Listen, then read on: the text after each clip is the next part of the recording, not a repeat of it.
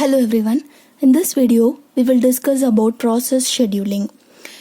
First, I will tell you what is process scheduling and then why we are going to this process scheduling. So we will discuss all those things.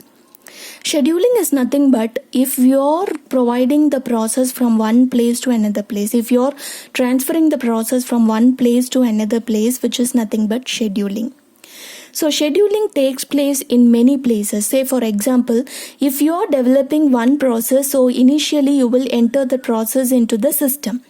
Once the process entered into the system, so we will not keep the process initially in the main memory, we will keep only it in the secondary memory because main memory does not have enough space to hold all the number of process. Because we have many number of process that we should enter into the system. So initially we should keep all the process only in secondary memory. And from the secondary memory, we can move the process into the main memory. So this is also said to be process scheduling. So whenever you are taking any of the process from secondary memory and placing in the main memory is said to be a process scheduling. And again from main memory, we can also schedule the process to the CPU for execution. This is also said to be scheduling. And once you have given the process to the CPU for execution, in the middle of the execution, so it may stop its execution for some reasons. There may be many reasons that were available why the CPU has to stop its current execution. So we will discuss all those situations. So what are all the things that may happen in the middle of execution of any of the process. So in between, if it wants to stop its execution and afterwards it will provide the process to the IO devices in order to perform any IO operation. And afterwards, there also we will be having the scheduling concept because we have to schedule each and every process that requires the IO to the requesting IO devices. So whichever the IO devices it needs to that particular IO devices, we need to schedule the process. So process scheduling takes place in several places. In different places, we can face this process scheduling concept. So first, in case of multi-programming environment, so there are much more environments which we can work with. In case of multi-programming environment, though you need to increase the CPU utilization. So what is the CPU utilization? CPU always has some process to execute. It would not sit idle. So that is what CPU utilization. So we should maximize the CPU utilization very well, so that we can efficiently use the CPU resources. So that is what happening in multi-programming environment.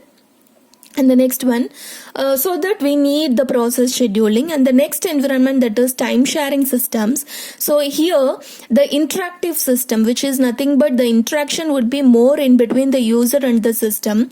So what happens, CPU has to switch from many process. In between many process it has to switch.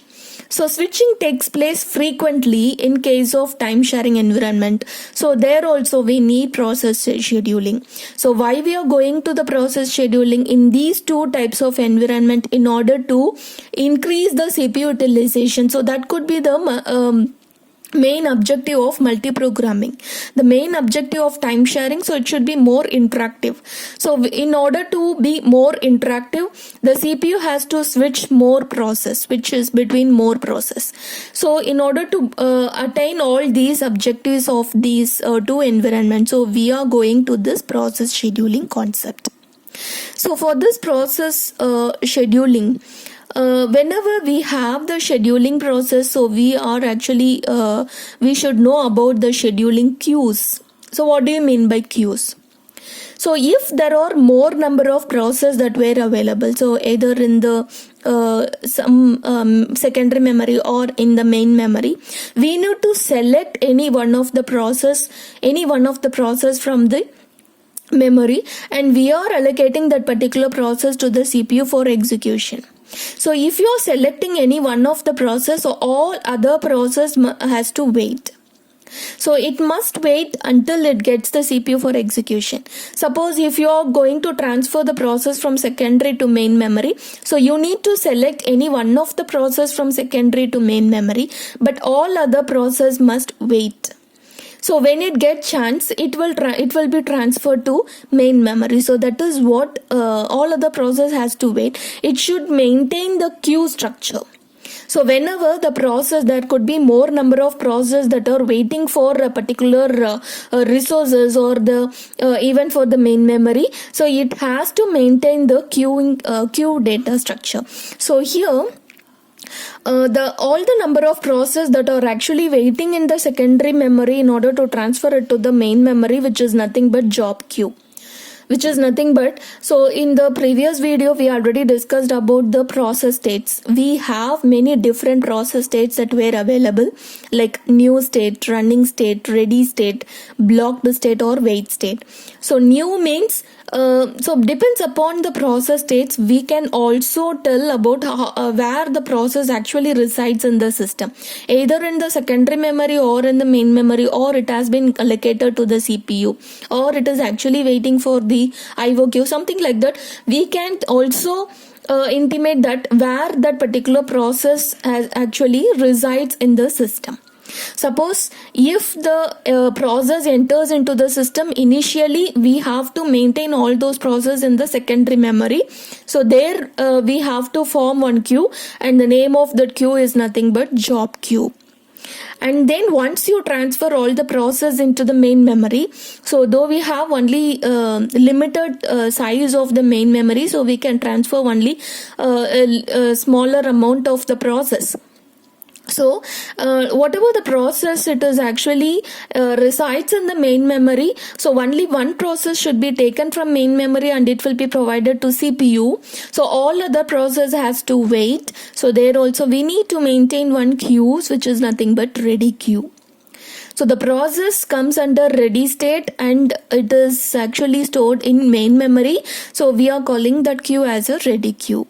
And the next one is device queue. So device queue is nothing but whenever the process is actually waiting to perform any IO operation, so it needs any of the IO devices. So there also we can maintain one queue, which is nothing but device queue.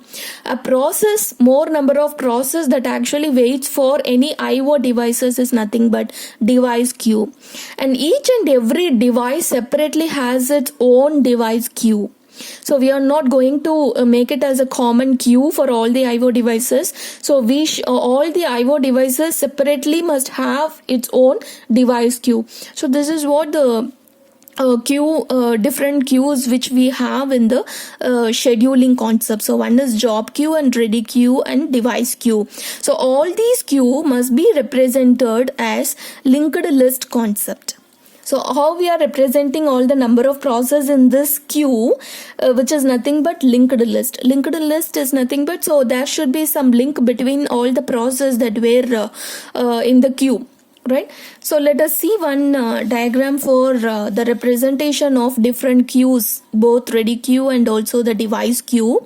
So here we have initially the ready queue, and each and every queue must consist of the queue header. So queue header always points to the first process in the given list, and the tail part will always point to the last process in the queue. So in this way the system can identify which is said to be the first process and which is said to be the last process.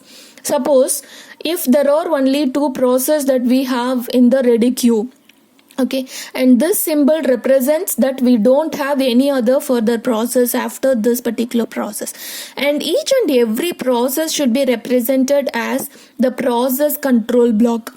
So we know already what is process control block.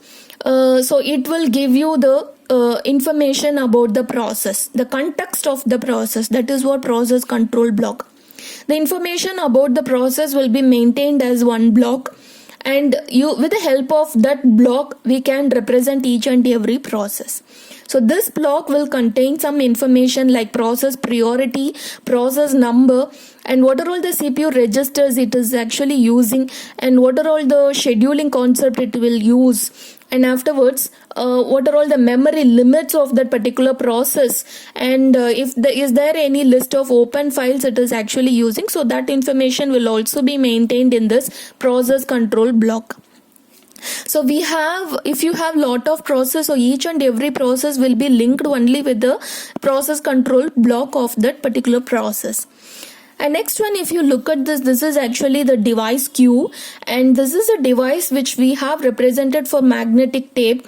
And so this symbol represents no process is actually waiting for this particular IO device. For this magnetic tape, no process is currently waiting, so this does not forms any Q. So here also we have another device. This is also similar magnetic tape, and this is also does not contain any process in the queue. So there is no queue for these two devices. If you check for the next device, that is disk, magnetic disk, it consists of some process, and these process has been represented with their PCB. So here if you look at this is actually the PCB3. So this is for the process 3. P3, and this is for the process P14, and this is for the process 6. So like this we can represent with the help of the corresponding process number, so that we can identify easily, or the system will identify easily what is actually this process, what process it is. And here we have the queue header. So this header portion will point to the first process in the given queue or in the list, and this tail portion will point to the last process in the list. So though we don't have any other process after this one, so this will be considered as the last process in the list. So next you can also check with the next device. So here it consists of only one process, and that is process 5, and this is a PCB of that particular process. It does not have any other process, so both the header and trailer part will point to this particular PCB of the process P5. So this is what the ready queue and device queue of different process. So how they are actually maintaining all the waiting process in order to allocate for CPU or in order to transfer for any IO devices. So that's why we are calling it as a job queue, ready queue and the device queue. Job queue is nothing but, so if you want to transfer the process from secondary memory to main memory, so that is what job queue. So in the secondary memory, so we will have many number of process that is actually waiting to get into the main memory, and all those processes we should form one queue, and that queue is named as job queue. So this diagram will represent how we are representing the process scheduling with the help of this queuing diagram. So when the process scheduling takes place in the system, as I told, process scheduling takes place in different places, but when you have allocated any one of the process into the CPU, afterwards if there is any process scheduling, so at what situation the process scheduling takes place after the allocation of process to the CPU. So let us see. Once the process enters into this ready queue, so we can select any one of the process from ready queue and give it to the CPU for execution, but we are not doing it. The user is not supposed to do all these processes. It will be done by the operating system. So operating system should take the responsibility of this process scheduling. So wherever, either it will schedule from secondary to main, or it will schedule to the CPU, or it will schedule to any of the IO request. So first it will enter into the ready queue, and afterwards it will be given for to CPU for execution.